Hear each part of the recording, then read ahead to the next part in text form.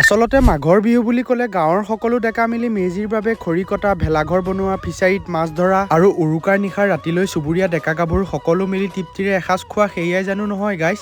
ৰ'ব কৈ আছো। নমস্কাৰ সকলোকে, মই অনুপম। এইহেন মাঘৰ বিহুটোত যদি ৰাতিপুৱাই শুই উঠি মুখৰ আগত এনেকুৱা এটা জলপানৰ বাতি পাওঁ, তাতকৈ আৰু কিবা লাগেনে ৰাইজ? পিছে মই আকৌ খাই বৈ ৰৈ থকা নাই দেই। ওচৰ চুবুৰীয়া সকলো মিলি ৰাতিলৈ খানা আয়োজন কৰিছে। ময়ো অলপ তাতে লাগি দিওঁ বুলি আহিলো। আৰু আহি দেখো সকলো নিজৰ নিজৰ কামত ব্যস্ত। আৰু আমাৰ ইহঁত কেইটাও কিন্তু কম নহয় দেই, ডাঙৰৰ সমানে সমানে পুৰা কামত লাগি আছে। আৰু ময়ো অলপ টাইম ইহঁতৰ লগতে লাগি দি ঘৰৰ কাষৰে ফিচাৰী এটাত মাছ ধৰা চাব আহিলো।